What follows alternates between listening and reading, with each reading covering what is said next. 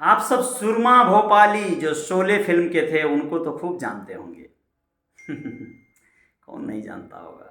जी, जगदीप जो कॉमेडी के बादशाह हुआ करते थे 70 के दशक में। और कसम से उन्होंने गजब का जीवन जिया। गजब का जीवन से मतलब उनका जो फिल्मी करियर था वो भी गजब का जो है रहा। और आप लोग बता दें कि 400 फिल्में करने वाले और दुनिया को अपनी अदाकारी से हंसाने वाले जगदीप का बचपन भारी मुश्किलों में बीता था। भारत पाक बंटवारे में हुए दंगे में उनके पिता मारे गए थे। मां ने अनाथ आश्रम में काम करके उन्हें पाला पोसा था। मां की मदद करने के लिए 7-8 साल की उम्र में ही सड़कों पर गुब्बारे बेचे, पतंग और साबुन बनाने की फैक्ट्री में काम किया। इसी दौरान फिल्म में मौका मिला।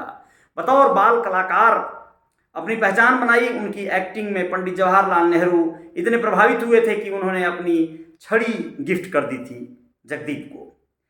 पहले बाल कलाकार और फिर कुछ फिल्मों में लीड रोल निभाने के बाद 1968 में जगदीप ने पहली बार कॉमेडी रोल किया था। इसके बाद उनकी पूरी एक्टिंग कॉमेडी के इर्द गिर्द होकर रह गई।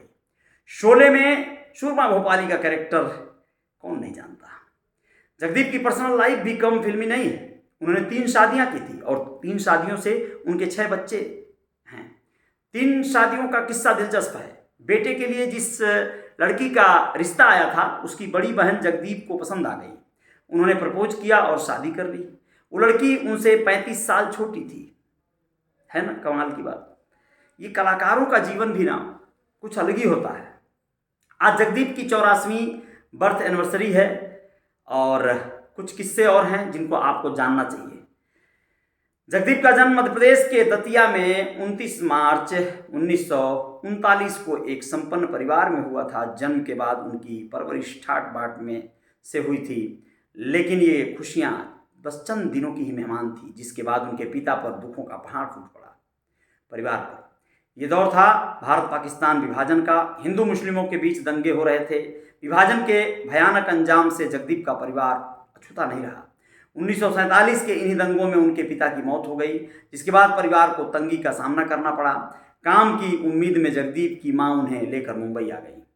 मुंबई जाने के बाद परिवार के गुजारों के लिए जगदीप की मां अनाथालय में काम करने लगी।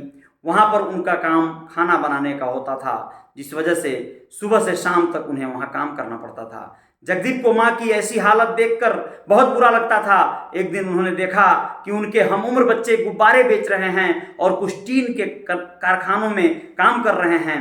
ये देखकर उन्होंने ठान लिया कि वो भी इसी तरह कमाई करके अपनी मां की मदद करेंगे।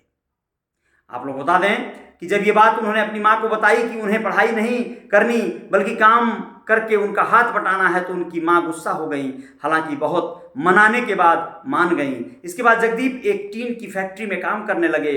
बाद में साबुन बेचने से लेकर पतंग बनाने तक का काम किया।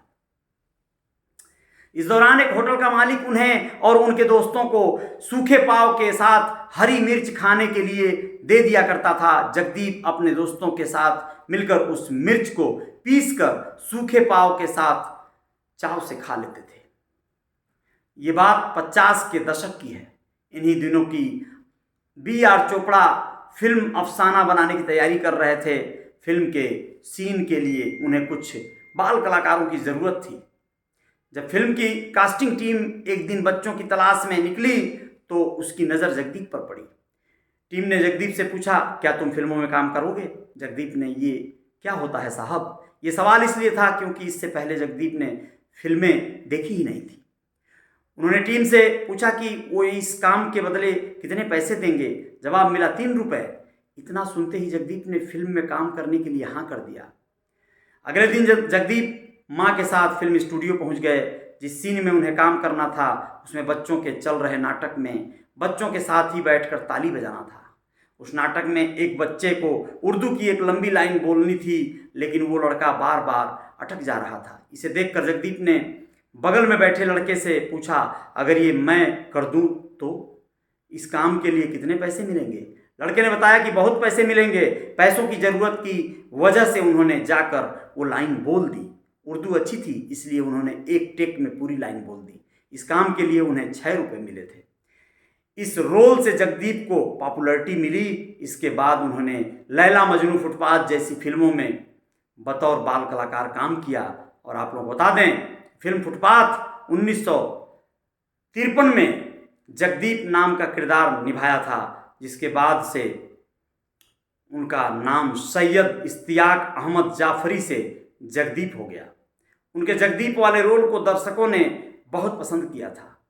आप लोग बता दें कि जगदीप ने फिल्म धोबी डॉक्टर में किशोर कुमार के बचपन का रोल किया था। इस फिल्म में उन्हें रोने का सीन करना था। इस सीन में जगदीप की परफॉर्मेंस इतनी कमाल की थी कि डायरेक्टर बिमल राय उनके काम के मुरीद हो गए।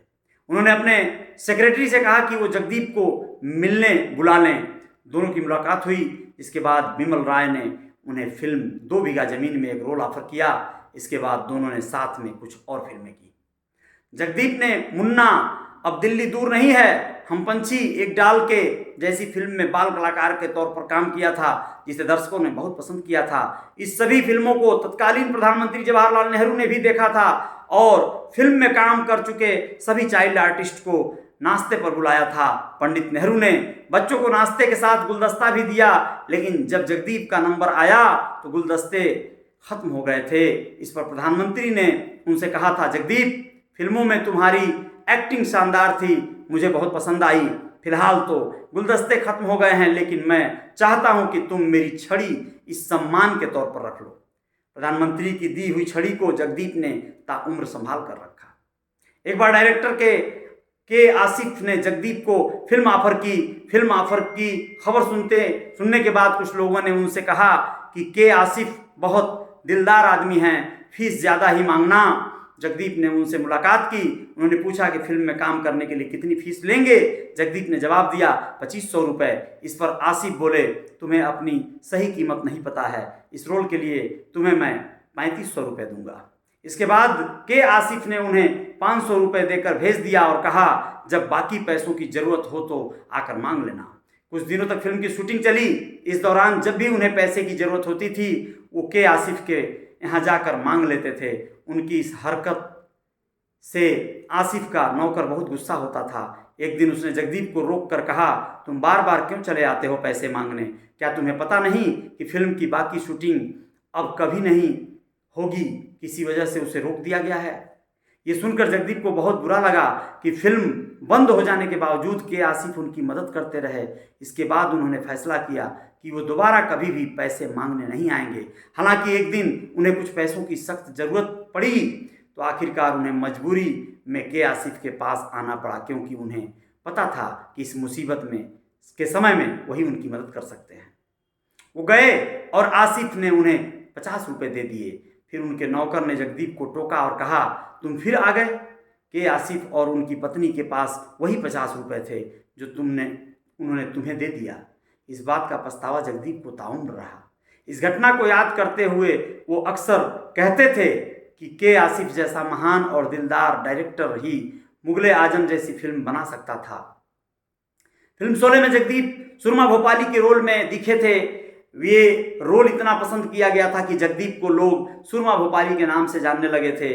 वहीं उनको ये रोल मिलने का किस्सा भी बड़ा मज़ेदार है। दरअसल सुरमा भोपाली का किरदार भोपाल के फॉरेस्ट ऑफिसर नाहर सिंह पर आधारित था। भोपाल में अरसे तक रहे जावेद अख्तर ने नाहर सिंह के किस्से सुन रखे थे, इसलिए जब उन्होंने सलीम के साथ फिल्म शोले लिखना शुरू किया था तो कॉमेडी के लिए नाहर सिंह से मिलता जुलता किरदार सुरमा भोपाली तैयार कर दिया। एक दिन जावेद अख्तर ने उन्हें फिल्म शोले की कहानी सुनाई। जगदीप को लगा कि दोस्ती की वजह से उन्हें काम मिलेगा, लेकिन ऐसा नहीं हुआ। फिल्म की लगभग पूरी शूटिंग हो गई। तब एक दिन अचानक उन्हें डायरेक्टर रमेश सिप्पी का फ़ोन आया। उन्होंने जगदीप को फिल्म में सुरमा भोपाली का रोल ऑफर किया। इस पर जगदीप ने कहा कि फिल्म की शूटिंग तो पूरी हो गई। तब सिप्पी ने कहा कि अभी कुछ सीन्स की शूटिंग बाकी है। इसके बाद उन्होंने सुरमा भोपाली का रोल निभाया, जो आज भी अमर है। शोले और सुरमा भोपाली का रोल दोनों ही हिट रहे। इस सक्सेस के बाद जगदीप ने इसी किरदार पर फिल्म सुरमा भोपाली बनाने के बारे में सोचा। उन्होंने ये फिल्म बनाई भी, जो 1988 में रिलीज हुई थी। ये भारत के बहुत से राज्य में फ्लॉप रही, लेकिन मध्य प्रदेश में इस फिल्म के प्रशंसक बड़ी तादाद में रहे।